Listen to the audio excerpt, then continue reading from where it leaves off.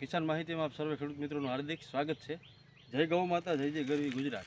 આજે આપણે વાત કરવાના હતા, ઘણા ખેડૂત મિત્રોની કમેન્ટ હતી કે ભાઈ ગૌકૃપા અમૃતમ બેક્ટેરિયા શું છે અને કેવી રીતે એને બનાવવા અને ક્યાંથી એને પ્રોસેસ કરવા, મતલબ ક્યાંથી આ મળશે, તો આપણે એની વાત કરવાના છે। પહેલાં તો આપણે વાત કરી દઈએ કે કેવી રીતે બનાવવાના છીએ। હવે ખાસ કરીને આ મિત્રો તમે જોઈ શકો છો, અમે ગોળ લીધો છે। આ ગૌકૃપા અમૃતમ બેક્ટેરિયાનું કલ્ચર છે અને આ ખાલી પાણીના ટીપણા ભર્યા છે અને આ છે આપણે તાજી ગાયની 5 લીટર સાઇઝ, બરાબર। હવે તમને વિસ્તારથી હું બતાવું કે પહેલાં આપણે શરૂઆતમાં ગોળ નાખી દેવાનો છે બેરલની અંદર। આપણી પાસે 2 બેરલ છે એટલે 4 કિલો ગોળ છે, એટલે એક બેરલની અંદર ખાલી 2 કિલો ગોળ તમારે નાખવાનો છે ખેડૂત મિત્રો। હવે આ તમે જોઈ શકો છો, હું આમાં ગોળ આ 2 કિલો આ રીતે તમે આખો નાખી દો તો પણ હાલે, અથવા ઓગાળીને નાખો તો પણ હાલે। આ ગોળ ટૂંકમાં કોઈ પણ ગોળ હાલે। આ ગોળ આમાં 2 કિલો આપણે બેરલની અંદર નાખી દેવાનો છે।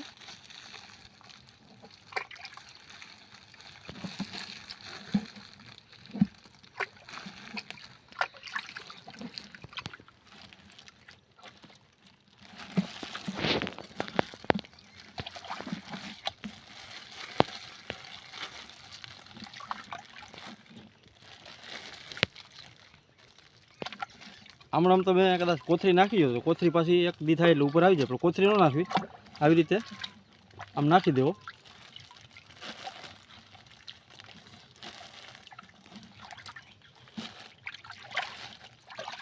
હવે ખેડૂત મિત્રો, ગોળ નખાઈ ગયા બાદ આપણે જે આ ગૌકૃપા અમૃતમ બેક્ટેરિયાનું જે આ કલ્ચર છે એ આપણા ટીપણામાં આવી રીતે, અમારી પાસે વધારે છે પણ 1 લીટર હોય તો પણ આ 200 લીટર ગૌકૃપા અમૃતમ બેક્ટેરિયા તૈયાર થઈ જાય।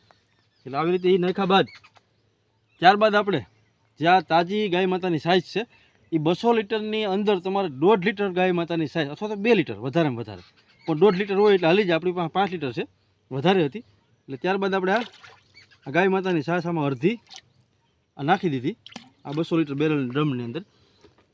હવે આને આપણે સારા લાકડા વડે હલાવી નાખવાનું છે ઘડિયાળના કાંટાની જેમ, જેથી કરીને એકદમ સારું એવું મિક્સ થઈ જાય। હવે આગળ હું તમને બતાવી કે ભાઈ ક્યાંથી લેવાનો છે, આ ક્યાં તમને કલ્ચર મળશે, આ કેટલા દિવસમાં તૈયાર થાય અને કેવી રીતે આનો આપણે કોઈ પણ પાકની અંદર ઉપયોગ કરી શકીએ। મિત્રો, આ વાત આપણે બનાવવાની થઈ। હવે આપણે આને આ રીતે આ લાકડું લેવાનું છે અને તમે જોઈ શકો છો ઘડિયાળના કાંટાની જેમ આને રોજ સવાર સાંજ હલાવવાનું છે આ રીતે। આ રીતે ખેડૂત મિત્રો આપણે ઘડિયાળના કાંટાની જેમ હલાવવાનું છે, તમે જોઈ શકો છો।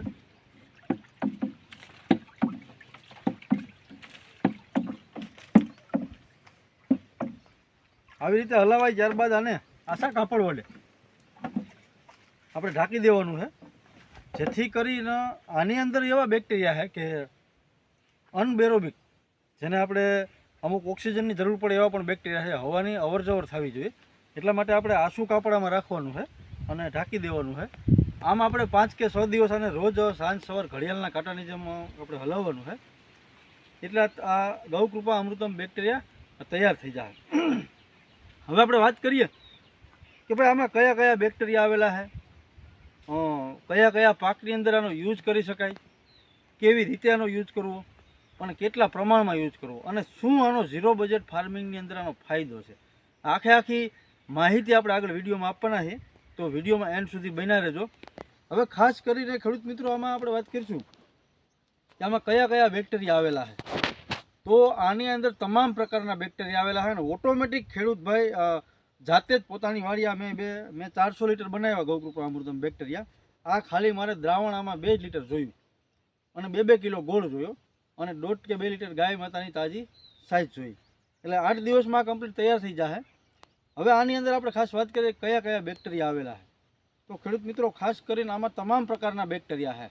ખાતરની પૂર્તિ કરતા બેક્ટેરિયા છે, પેસ્ટિસાઇડની પૂર્તિ કરતા બેક્ટેરિયા છે, કમ્પોસ્ટના બેક્ટેરિયા છે।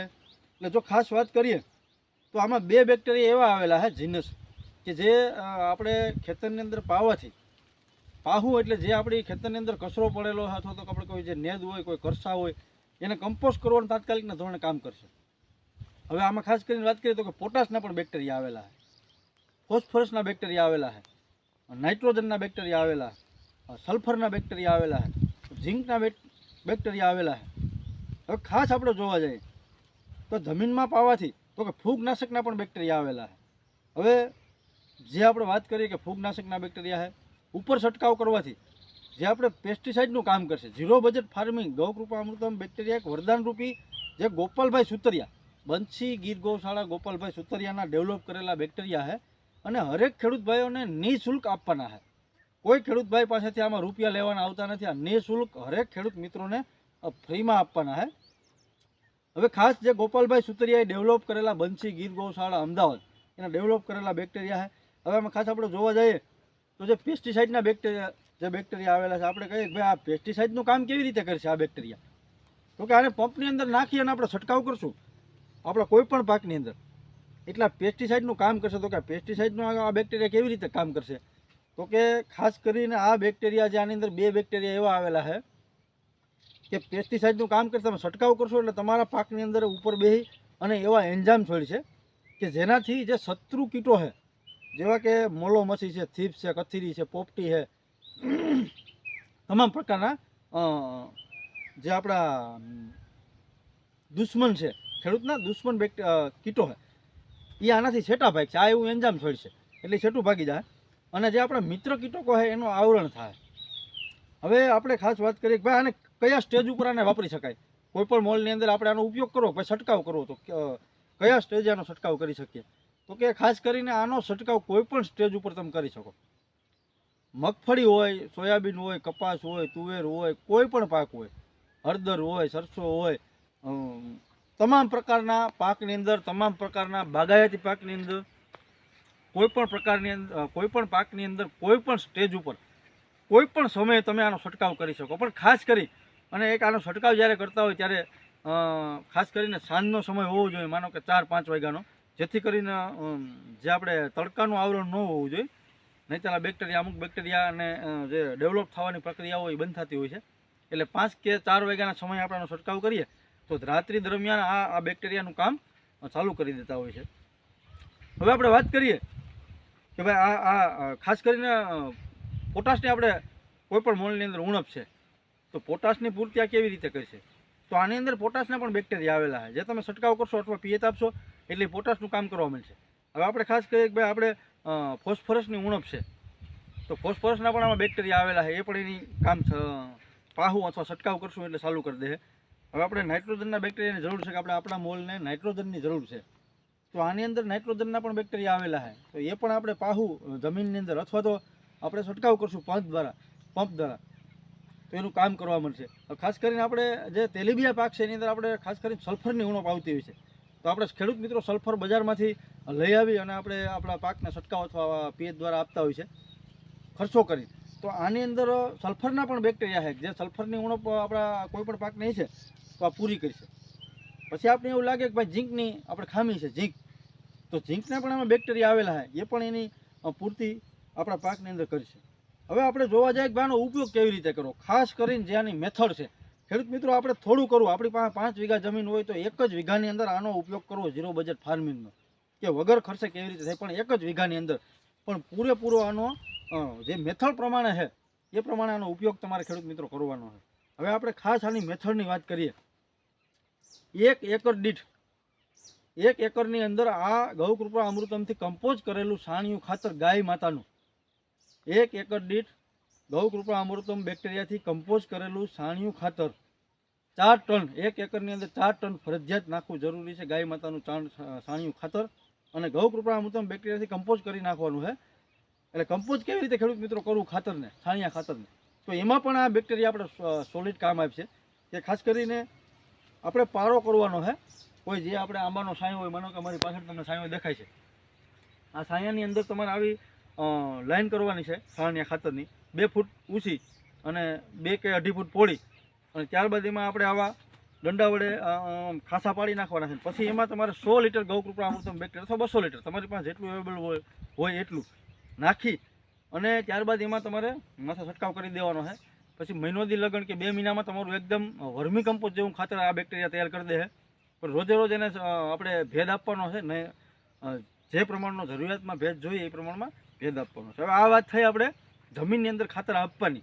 કે કમ્પોઝ કરેલું 1 એકરમાં 4 ટન ખાતર આપણે છાણિયું ખાતર ગાય માતાનું આપવાનું છે. હવે ત્યારબાદ આપણે જો વાત કરીએ કે આને આપણે પાણી સાથે બેક્ટેરિયાને આપવાના છે જમીનની અંદર, તો કેટલા પ્રમાણમાં આપવા તો જ આનું રિઝલ્ટ આવશે. કારણ કે આનું પરફેક્ટ જે આનું મેથડ છે એ પ્રમાણે આપણે હાલશું તો જ આનું રિઝલ્ટ આવશે, નહીંતર ખેડૂત મિત્રો આનું રિઝલ્ટ આવશે નહીં. હવે પાણી સાથે આપવાની જો વાત કરીએ ખેડૂત મિત્રો, તો ખાસ કરી અને આ ગૌકૃપા અમૃતમ બેક્ટેરિયા 1 એકર દીઠ 1000 લીટર પહેલાં શરૂઆતના સ્ટેજની અંદર જ્યારે તમે ઝીરો બજેટ ફાર્મિંગ ચાલુ કરો ત્યારે 1 એકરની અંદર 1000 લીટર ગૌકૃપા અમૃતમ બેક્ટેરિયા તમારે પાણી આરે પાઈ દેવાના, જેથી કરીને આનું સોલિડ આપણે રિઝલ્ટ આવે. કે જે વર્ષોથી આપણે કેમિકલ ખેતી કરતા હોય, ડીએપી છે, યુરિયા છે, જે કાંઈ આપણે કેમિકલ ખાતરો નાખ્યા છે એનો સાર છે, જે આપણો જમીનની અંદર સાર જામી ગયો હોય અને એકદમ આપણી જમીન કઠણ થઈ ગઈ હોય, એને આપણે 1 એકર દીઠ 1000 લીટર બેક્ટેરિયા પાવામાં જમીન સાથે આવી છે. એટલે એકદમ આપણી જમીનને એ જે સાર છે એને તોડી નાખશે આ બેક્ટેરિયા, અને એકદમ જમીન પોષી અને ભૂરભૂરી કરી નાખશે. એટલે આવી રીતે આને પાણી સાથે પાવાના છે. ત્યારબાદ આપણે વાત કરીએ કે આપણે જ્યારે વાવેતર કરીએ કોઈ પણ પાકનું, ત્યારે આને બિયારણાનો પટ આપી દેવાનો છે ગૌકૃપા અમૃતમ બેક્ટેરિયા સાથે. પટ જે આપણે હરેક દવાના પટ આપતા હોય છે એવી રીતે આનો ગૌકૃપા અમૃતમ બેક્ટેરિયાનો પણ આપણે પટ આપી દેવાનો છે. હવે જે મેઇન મુદ્દો છે આપણો આખા વિડીયોનો સાર છે કે આની આપણે આનો છંટકાવ કરવો. આપણે આનું બધું કમ્પ્લીટ કરી લીધું, વાવેતરથી માંડી અને પિયત અથવા તો પાવા. હવે આનો છંટકાવ કેવી રીતે કરવો, ભાઈ કોઈ પણ રોગ આવ્યો તો આનો છંટકાવ કેવી રીતે કરવો. તો ખાસ કરીને આપણે આપણા મોલની અંદર કોઈ પણ રોગ આવ્યો, આપણે ઝીરો બજેટ ફાર્મિંગ કરીએ અને જો રોગ આવ્યો તો ગૌકૃપા અમૃતમ બેક્ટેરિયા આપણા પંપ જે 15 લીટરનો પંપ હોય એની અંદર આપણે 3 લીટર ગૌકૃપા અમૃતમ બેક્ટેરિયા નાખવાના છે. બીજું પાણી એડ કરવાનું છે. ત્યારબાદ આપણે તાજી ગાયની છાશ 1 લીટર એમાં ગાયની છાશ નાખવાની છે જો આપણે જણાય એવું તો. અને વધારે એટેક જણાય કે ભાઈ આપણા મોલની અંદર વધારે એટેક છે તો એમાં તમારે અડધો લીટર 500 ગ્રામ અથવા તો લીટર ગાય માતાનું ગૌમૂત્ર નાખવાનું. અને ત્યારબાદ તમે તમારા મોલની અંદર છંટકાવ કરશો એટલે સારામાં સારું પેસ્ટિસાઇડ કરતાં પણ આપણે સારું રિઝલ્ટ ગૌકૃપા અમૃતમ બેક્ટેરિયાનું આપણે મળશે. હવે ખાસ ખેડૂત મિત્રો આ વાત હતી આપણે ગૌકૃપા અમૃતમ બેક્ટેરિયા કેવી રીતે બનાવવા, કેવી રીતે એનો યુઝ કરવો, કેવી રીતે એને જમીનની અંદર વાપરવા, કેવી રીતે આપણે સાણિયા ખાતરને ગૌકૃપા અમૃતમથી ગાય માતાના સાણિયા ખાતરને કમ્પોઝ કરવું, કેવી રીતે આપણે ઝીરો બજેટ ફાર્મિંગ કરવું, આ આખી માહિતી મેં તમને વિડીયોમાં આપી. છતાં પણ તમને કોઈ માહિતીમાં ન સમજાય તો કોમેન્ટ કરજો, કોમેન્ટનો જવાબ હું તમને આપે. જય ગૌ માતા, જય જય ગરવી ગુજરાત.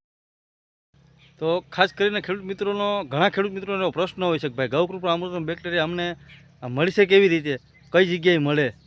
તો ખાસ કરી અને તમને એ બતાવી દઉં કે ભાઈ આ બેક્ટેરિયા જો તમારે જુનાગઢ જિલ્લો માળિયાહાટીના તાલુકો હોય તો મારી પાસે તમને મળી જાય. મારું ગામ છે કાલીમડા, ત્યાંથી તમને પરસેસ થઈ જાય. મારું નામ છે સુરેશ કડોથિયા. ત્યાંથી પણ તમને આ ફ્રી નિઃશુલ્ક તમને આપવામાં આવી છે. હવે તમારે માનો કે તમારો જિલ્લો જુનાગઢ નથી, તાલુકો માળિયાહાટીના નથી, બીજો કોઈ તાલુકો છે, માનો કે ભાવનગર જિલ્લો છે અથવા તો પોરબંદર જિલ્લો છે, સોમનાથ જિલ્લો છે, તો તમારા જિલ્લાની અંદર જે પ્રાકૃતિક ઝીરો બજેટ ફાર્મિંગ કરતા ખેડૂત ભાઈઓ છે, જે ઓર્ગેનિક ખેતી કરતા હોય એવા ઘણા ખેડૂત ભાઈ પાસે તમને ગૌકૃપા અમૃતમ બેક્ટેરિયાનું કલ્ચર મળી જાય. જે ગોપાલભાઈ સુતરિયાની શિબિરમાં જતા હોય, હું પણ જાઉં છું, એવા ખેડૂત પાસે જ તમારે તપાસ કરવી તમારા એરિયાની અંદર. એટલે તમને ગૌકૃપા અમૃતમ બેક્ટેરિયા ત્યાંથી તમને નિઃશુલ્ક 1 પણ રૂપિયો લીધા વગરના આપવામાં આવી છે. જય ગૌ માતા, જય જય ગરવી ગુજરાત.